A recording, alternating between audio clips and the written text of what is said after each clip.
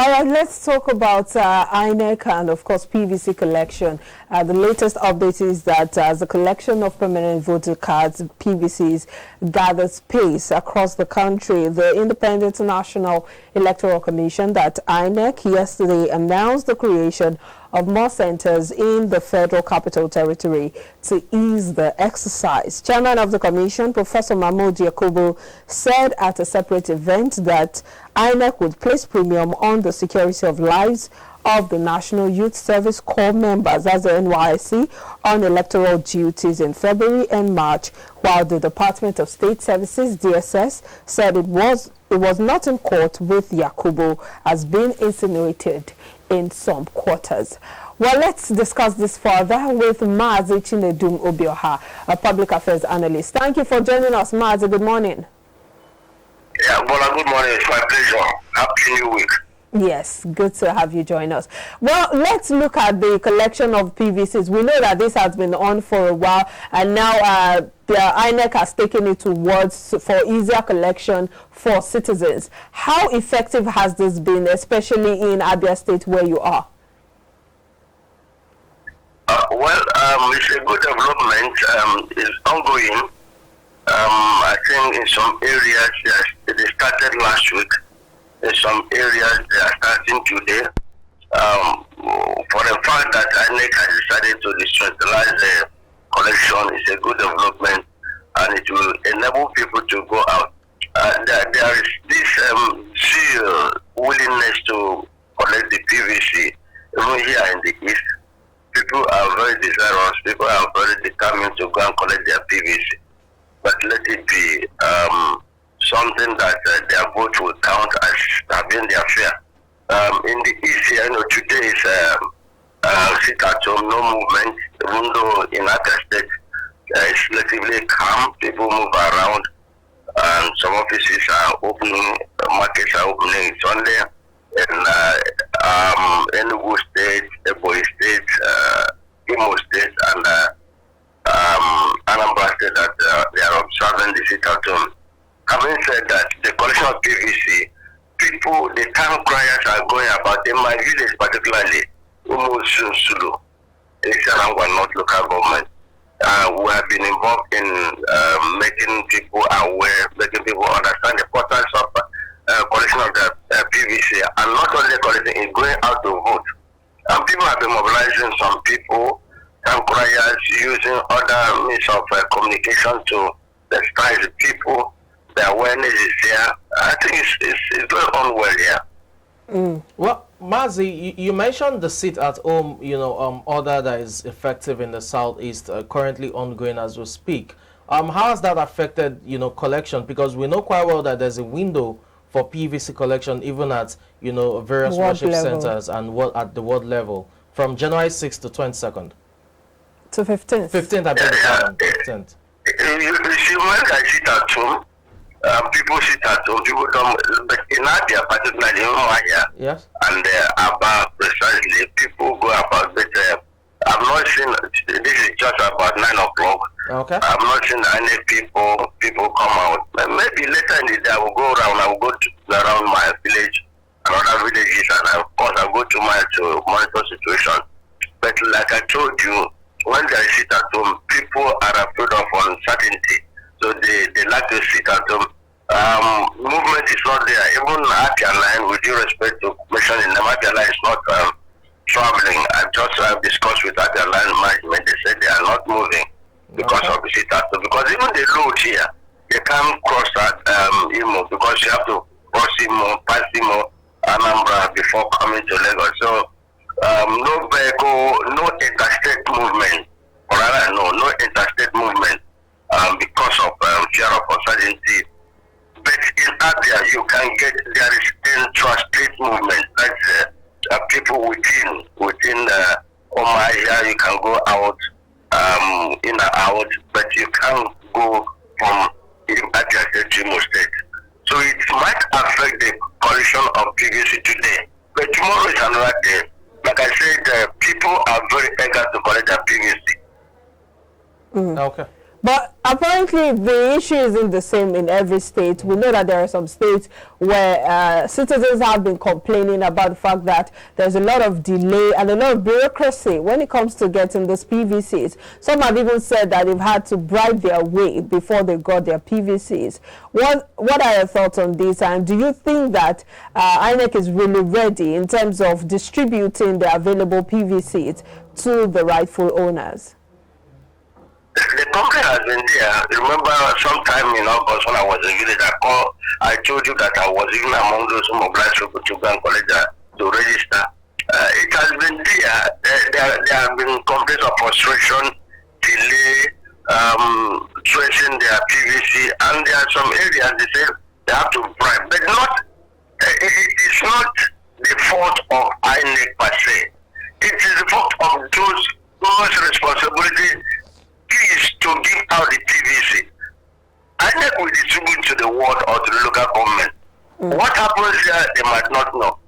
It has been there, but in the north, like I have been saying, you dare not ask someone to give you money before you collect the PVC, because they even distribute this PVC from house to house.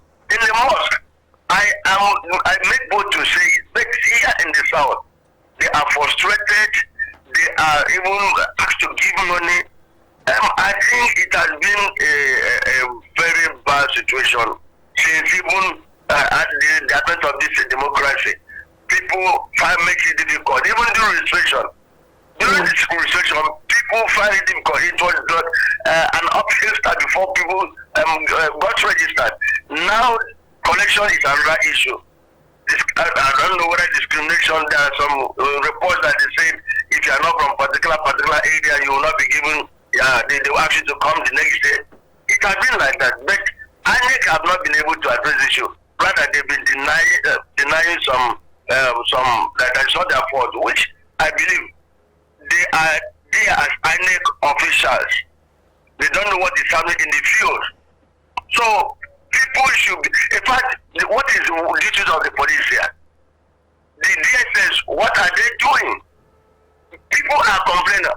There was an issue I read on the social media, but I don't believe it, that a PVC bearing the photograph of a very young boy, but the date of birth is 31 years. I saw it. So these are the things INEC have to rectify. These are the things INEC have to be informed, because who registered them? Who gave out the PVC? So INEC should wake up. So do you see? They've been overwhelmed with challenges, but then they are trying to make sure that this election not only free but credible and reliable, and people should rejoice at the end of it. Like the president has been promising. Collection of the PVC is the beginning of the successful of the election. If you don't collect a PVC, even me here, I've told my people, don't sit at home to complain. Don't sit at home and say he has won. How can he win if he has no PVC? How can he win? Even if he collects his PVC, he will not go out to vote. So INEC should wake up.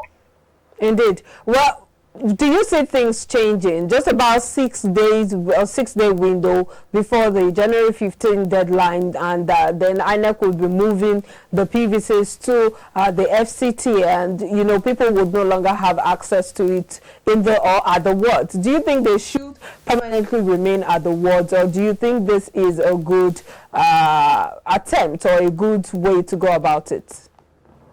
No, I think there should be extension of time and date. There should be extension of time. You see, in the East, it's difficult to travel, to make movement because of high cost of transportation. And like I said, presently, the cost of a liter of fuel is between 370, 380 and 420 in a liter in Omaya. So this has affected people's movement. And in fact, in the East here, many people came from other parts of the country. In my village, I will make to say we are not up to 20 persons that came from other Lagos anywhere. Everywhere is counted. So INEC should be able to look the difficulties, the challenges people are facing, and do some needful by extending the date. From the world now, people should get up and can go and collect their PVC before it is now carried to the local government, where they might pay some money to go. You are what you can walk down and get your PVC. So I am using this media to appeal to Nigerians who are listening or watching me to go to your ward. Now it is easy. Now it is a time. Go out before it is too late. When it will be now carried to the local government, from local government to the state headquarters. So the time for you to get a PVC is now. But consider the implication, the what I call it now, the challenges people are facing, the transport system, the high cost of fuel, and the Inec should be able to consider this and have a rethink by extending it maybe towards the end of January.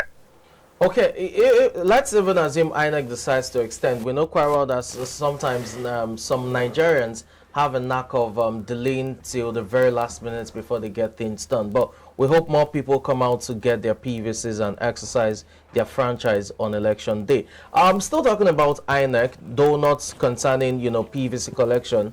INEC's struggles, battles, in recent times we heard of the DSS trying to get the chairman of the commission arrested, Professor Yakubu Mahmood, and all of that. How do you think, I know the DSS has, quelled that, but how do you think this affects INEC going forward? They've had their fair share of struggles, from arsons at their various offices to PVCs being burnt and having to reprint and all of that. Do you really think INEC is positioned to conduct a credible election come 2023, February precisely?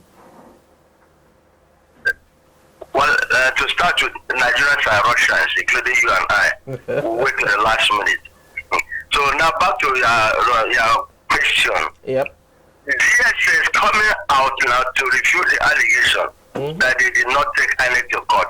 Why are they coming now? Let's read it.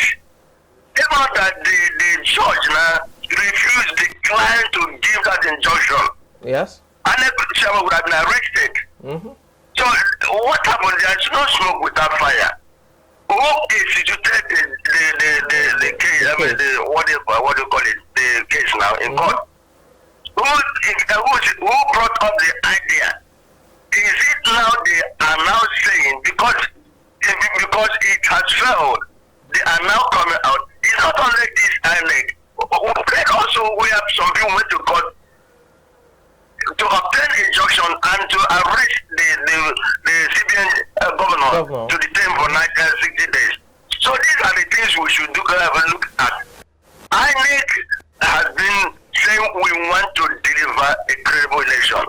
INEC has been making so many efforts. The beavers are there.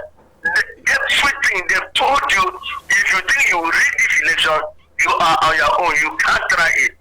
But some people are somewhere frustrating their effort. Why can't we give INEC the last chance, this opportunity? They are some, I have always called them the ones that trouble Israel. So why are they now coming out to refute it? Why did they come out? Why didn't they come out initially and say, look, we are not involved. There are some criminal people. There are some bad elements that are inside. Why should DSS name be thrust into the mud? And now they are coming to say, no, we are not involved. There must be something. There are some people playing a bad script. Is it a child that is selling akara in the market? Somebody sent him. So there are people behind these things. We should investigate it. Nigerians are ready to vote. Nobody should. You see, INEC has also come out to say that this time around there has been a tremendous improvement in PVC collection. Yes. Which means Nigerians are ready. Nigerians are determined to vote, to go out and vote. But some people are somewhere frustrating the INEC effort. It will not work. Okay. Well, we know that the DSS has already denied any case in court with the INEC chairman, but we'll see how that runs, especially as the elections approach. But let's also talk about the National Youth Service Corps members who are usually used as ad hoc members during election duties and all that. We've had incidences in the past where we've lost a lot of our youth corps members because they were performing their duties as ad hoc members for Inec. But now Inec is saying that they would place premium on the security of the lives of these NYSC members. What do you see this as enough guarantee for the security and the safety of the lives of these youth corps members? My own opinion is, much as I agree with them, much as I celebrate their idea, but nothing can be quantified to replace life. We had issues in recent past where youth coppers were killed.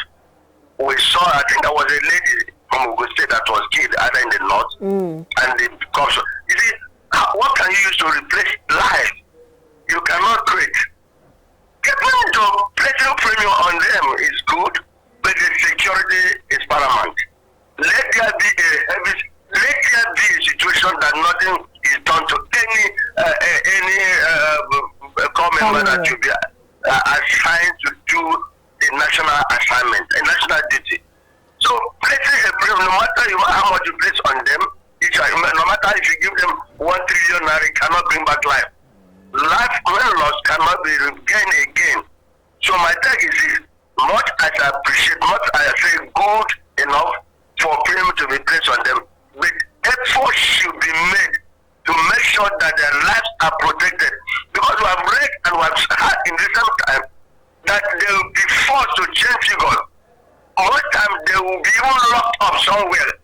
Most times the result sheet will be flashed away on gunpoint. So those things should not happen again.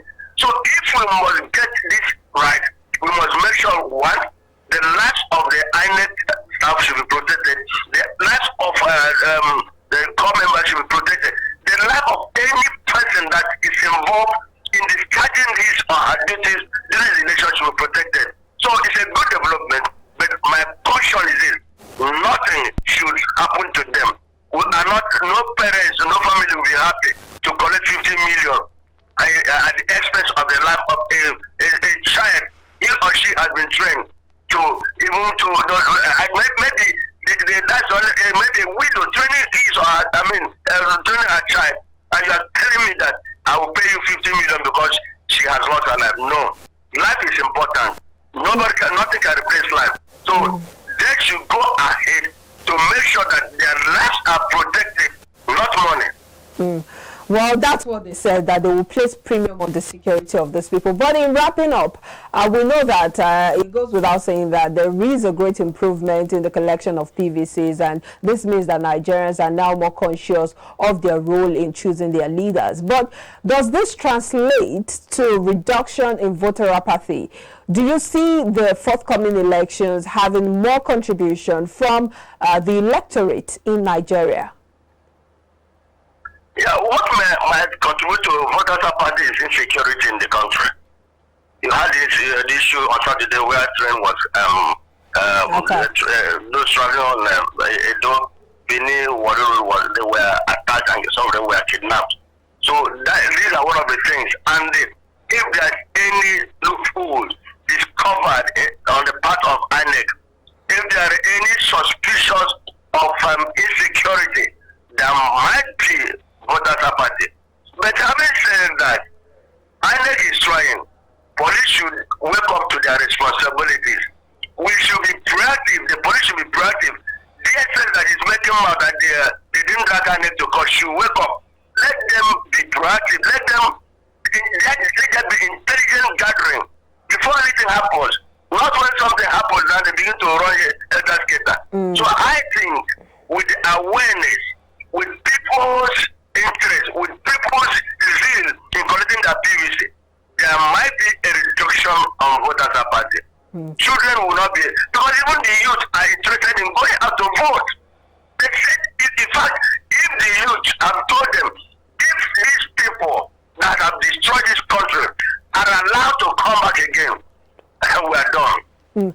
Well, Mazi, that's a good place to leave that conversation. But since you touched on it, that's the Edo train attack. I'd like to get your thoughts. What was your reaction when you heard of the attack? Looking at the fact that this is a trend now, it happened in March last year, and just 10 months after, we're hearing of another attack where, according to reports, over 31 people were abducted.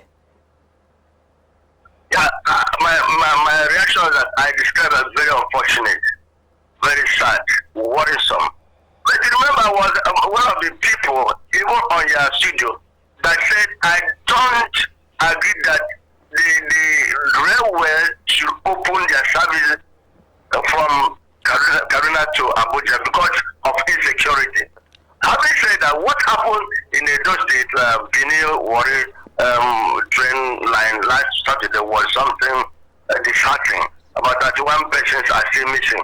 But having said that, that was the first time of hearing that there is a railway line from Benin to Warri. I have never heard it. I never heard it. I've never read it. But that's what I'm saying, that this government has done a lot of injustice to the southeast. A lot of injustice. One, there's a train now that runs from Lagos to Ibadan, Kaduna to Abuja. Now, from beautiful trains, but there's no single one in the south, in the whole southeast.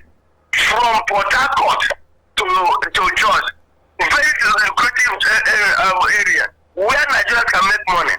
There's none. I've even said it in your studio that I'm ready to sponsor any of you to cover from Port Harcourt to Enugu. There's nothing. The railway lines have been taken over by witch and bush. Nothing. But there is such the train, very beautiful ones. Having said that, it's unfortunate. I read that one of the suspects have been arrested. Let there be more arrests. But there's injustice in the land. That is what even is a pointer that people might be afraid to go out. If people who gathered at the railway station, ready to board the train, were kidnapped, what will you tell me when they come out to vote? All right, we'll pause it at that unanswered question, Maz. We'll go for a track up now and get reactions to this incident, this sad incident that happened recently at Edo State. And then we'll be back to continue the conversation with Mazi Chinedu Obioha. Stay with us. Edo will be too hot for anybody to attempt to do what they tried to do yesterday. We have a well thought out security architecture here. So cannot be a base for terrorists or kidnapper, whatever they call themselves.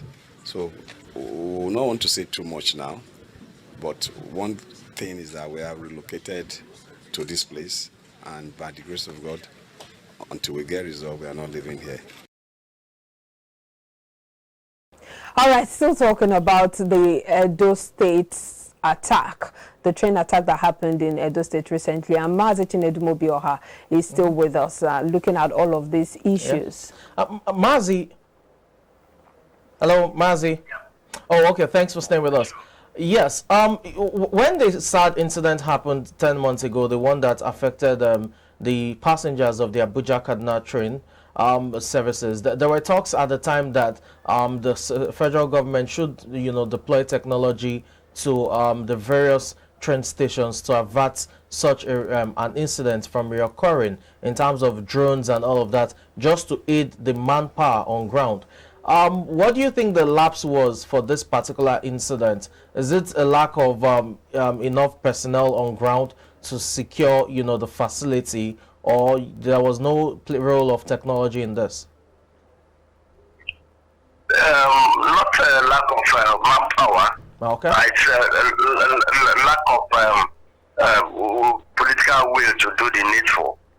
You see, the implication is now that there will be more pressure on the road. That is even bad. Okay. I traveled now on the 18th. We saw hell because of the congestion on the road, the traffic. If the roads are working, there will be less traffic on the road. and the trucks and the trailers will no longer go by road. Okay. They will use the rail. But unfortunately, that has not happened. That is why there's more pressure on the road. Now, having said that, you will see that people will still be afraid to travel by rail. Who will be the person that will mortgage his life? This is one kidnap too many. The last match, it was in Abuja, Karuna. Today, unknowingly, we have never had that there's train from Benin to Warren. Who will be that person who will say, let me go among the people will be afraid.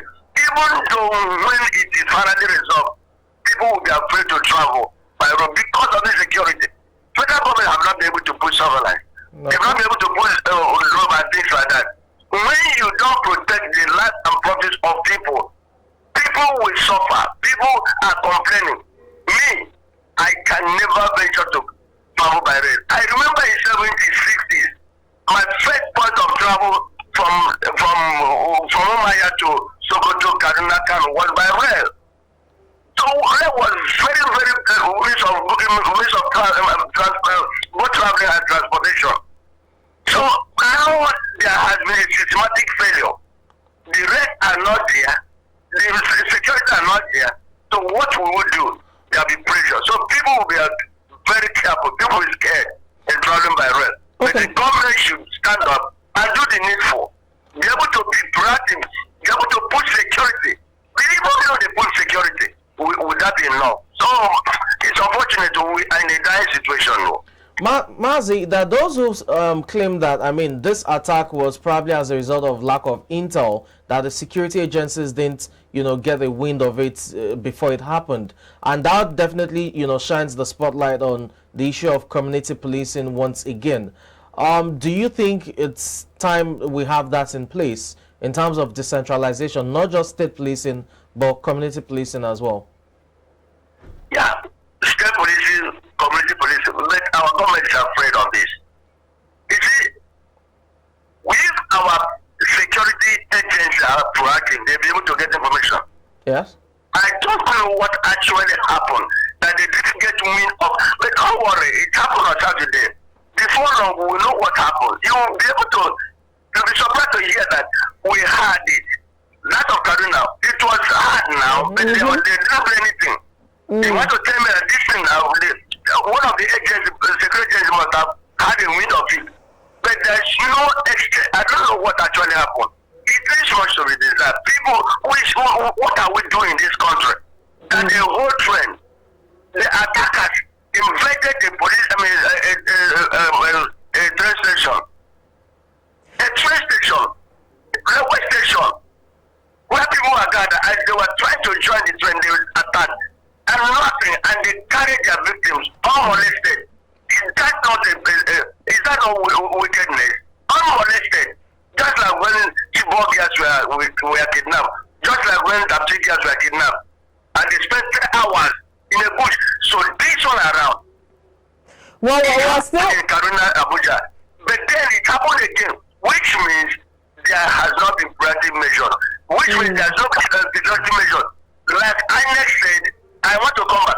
Inec said they have put security apparatus in all the Inec offices, but we see here some destruction in Inec office. What happened? The moment that Abuja Kaduna happened, that is a warning signal that all the railway stations should have been protected, especially those functioning.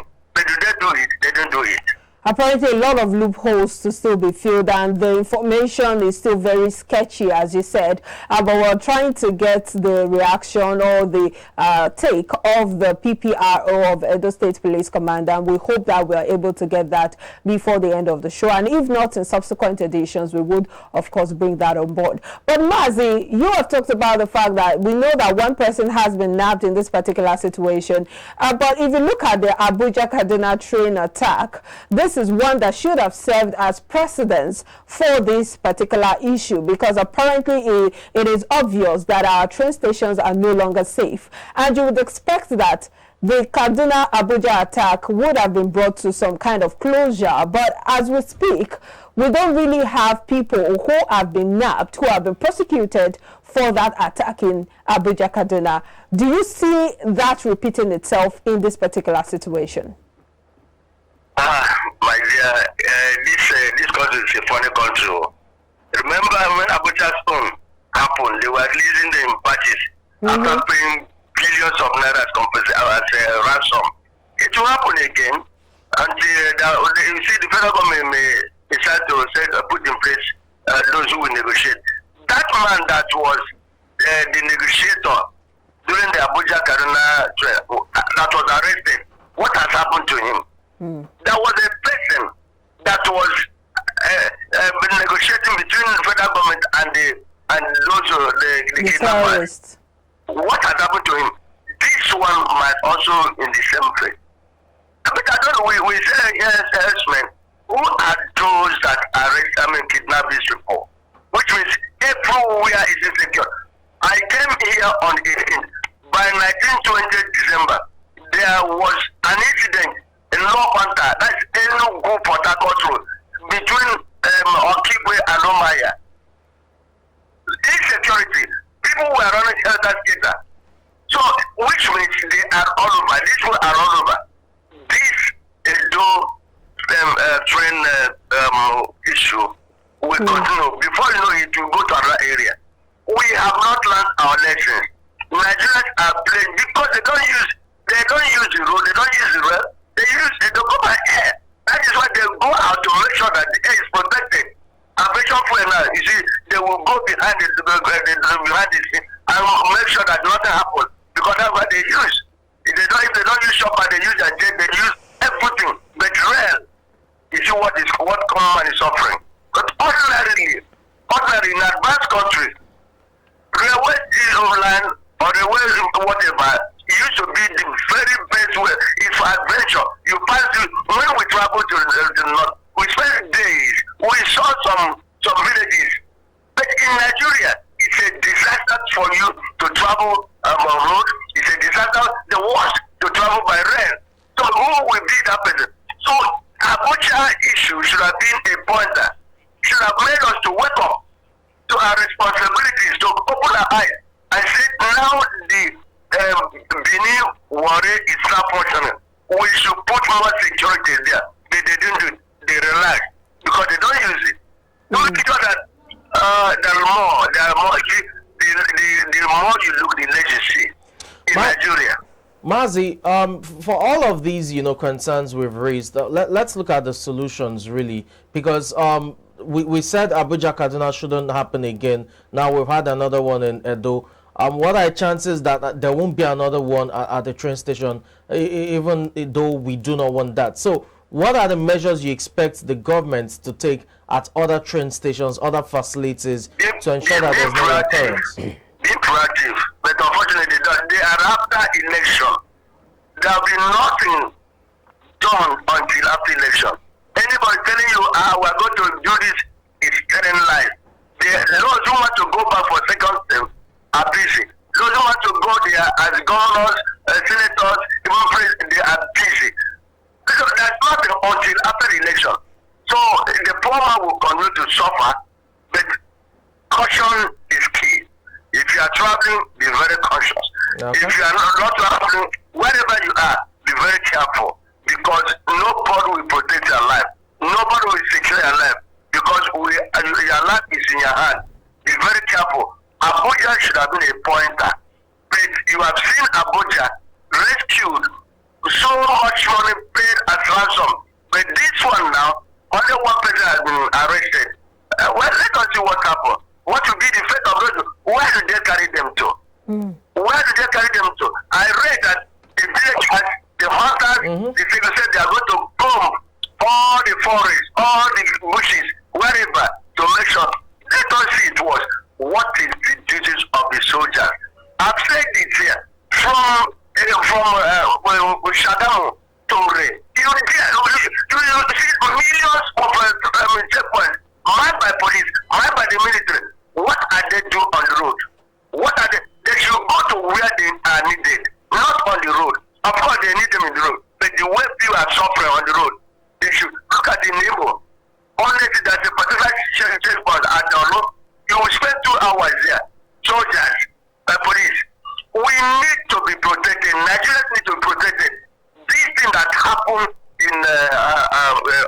Edo State. Bini. Yes. On Saturday, Bini and Warren. It shouldn't happen. Which area again would they attack? So Okay. we are, I'm calling on the federal government. Please, we know you are now struggling to go out, but our life is important than your ambition. Okay. All right. Thank you very much. Thank you very much, Mazi Chinedum Obioha, Public Affairs Analyst, sharing your thoughts with us concerning the PVC collection across the nation, especially in Abia State, as well as the sad incident where, there were passengers of the train services being abducted in Edo State. Thanks for your time on the show. It's my pleasure. Good morning once again. Thank you very much. Do have a good day. We'll take a break now. When we return, the show continues. Please do stay with us.